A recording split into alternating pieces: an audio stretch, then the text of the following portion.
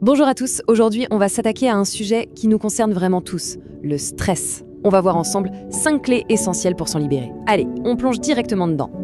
Pression, surcharge, accélération. Ces mots, on les connaît par cœur, pas vrai? Ils décrivent assez bien notre quotidien, cette réalité moderne où le stress, on dirait que c'est devenu la norme. La vraie question c'est, est-ce qu'on doit vraiment l'accepter comme une fatalité? Eh bien non. Et c'est justement ça notre objectif ici. Il ne s'agit pas d'éliminer complètement le stress. Soyons réalistes, c'est impossible. L'idée, c'est d'apprendre à le transformer. Imaginez un peu, passer d'un poids qui nous écrase à une sorte de levier qui nous donne de l'élan. C'est ce chemin-là, ce chemin vers un nouvel équilibre qu'on va explorer ensemble. Ok, première étape, il faut bien comprendre de quoi on parle. C'est quoi, au juste, ce fameux stress moderne? Et en quoi est-il si différent du stress pour lequel notre corps, à la base, a été programmé? Alors, pour bien piger le truc, il y a une distinction super importante à faire. D'un côté, on a la réaction de stress naturelle. Vous savez, le bon coup d'adrénaline qui nous aide à faire face à un défi. Et de l'autre, on a le problème chronique. C'est un peu comme si l'alarme incendie de notre corps ne s'arrêtait jamais. Elle sonne en permanence, et ça nous épuise complètement à petit feu. Et rien que ça, rien que de comprendre cette différence, c'est déjà le point de départ. Le simple fait d'en prendre conscience, c'est un outil super puissant. C'est vraiment la toute première marche pour commencer à reprendre le contrôle. Bon, on a posé les bases. Maintenant, comment on passe de la théorie à la pratique concrètement? Allez, on entre dans le vif du sujet avec les 2 premières clés. Clé numéro 1, le stress en soi n'est pas notre ennemi. C'est une réaction normale, vitale même. Le vrai problème, le nœud du truc, c'est quand il devient permanent. Ensuite, clé numéro 2, il faut se transformer en détective de son propre stress. C'est simple, pour maîtriser quelque chose, il faut d'abord savoir d'où ça vient, ce qui appuie sur le bouton. Parce que, soyons clairs, les déclencheurs, c'est différent pour tout le monde. Pour certains, ça va être la montagne de mails au boulot. Pour d'autres, une relation un peu compliquée. Ou même cette petite voix dans notre tête qui nous dit de toujours être parfait. La question à se poser, c'est, pour soi, c'est quoi? Juste mettre un nom dessus, c'est déjà une étape énorme. C'est exactement ça. Tant que les sources de stress restent un peu floues, une sorte de brouillard, eh bien elles ont tout le pouvoir. Le simple fait de les nommer, de les identifier clairement, c'est le début de la reprise de contrôle. On ne peut pas gérer ce qu'on ne voit pas. Ok, super.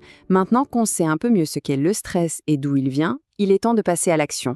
On va voir maintenant des stratégies très concrètes pour réduire son impact et, surtout, pour renforcer notre capacité à y faire face. On arrive à la clé numéro 3, une clé très pragmatique. Il s'agit de faire le tri. La question est simple, comment on peut réduire concrètement notre exposition à ces sources de stress qu'on vient d'identifier? La méthode, en fait, elle est assez simple et se fait en 3 temps. D'abord, on supprime tout ce qu'on peut. Par exemple, cette notification de téléphone qui sonne sans arrêt et qui nous pèse.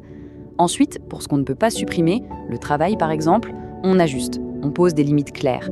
Et enfin, on change les petites habitudes qui, l'air de rien, nourrissent notre stress, comme typiquement regarder ses mails juste avant de s'endormir. Et on passe à la 4e clé qui est peut-être bien la plus importante de toutes. Il s'agit de se construire sa propre boîte à outils intérieure. Une boîte à outils pour pouvoir faire face quand ça secoue un peu. Et cette boîte à outils, elle peut être vraiment riche. Dedans, on peut y mettre des techniques de respiration, des trucs tout simples qui calment le système nerveux en quelques secondes. On peut y mettre des outils pour mieux comprendre et gérer ses émotions, ou encore des pratiques comme la gratitude. Le plus important, c'est de trouver ce qui marche pour soi, ce qui nous parle vraiment. Et ça repose sur un principe fondamental, le corps et l'esprit sont totalement liés. Quand on agit sur le corps via la respiration, la relaxation, l'effet sur l'esprit est direct, quasi immédiat. C'est une porte d'entrée super efficace pour réguler son stress. Voilà, on arrive à la dernière grande étape de notre parcours. Ici, l'objectif change un peu. Il ne s'agit plus seulement de gérer des crises, mais de cultiver un état de bien-être qui dure, sur le long terme. Et ça nous amène à la 5e et dernière clé, c'est un vrai changement de perspective. On passe de la simple réaction au stress à la construction active et quotidienne de son propre bien-être. Parce que le but ultime, ce n'est pas le zéro stress. Ce n'est pas une vie sans vagues, ça n'existe pas. Le vrai but, c'est de devenir un meilleur navigateur. C'est de développer une sorte de stabilité intérieure, une ancre, qui nous permet de traverser les tempêtes sans pour autant chavirer. Alors, si on devait résumer tout ça en quelques points. 1. Le stress, c'est avant tout un déséquilibre. 2. Le but, ce n'est pas de l'éliminer, mais d'apprendre à mieux y répondre. 3, pour ça, le corps est notre meilleur allié. Et 4, le bien-être, ça se cultive tous les jours. Ce n'est pas quelque chose qu'on a une fois pour toutes, c'est une pratique constante. Et on va terminer avec une idée, je trouve, assez puissante.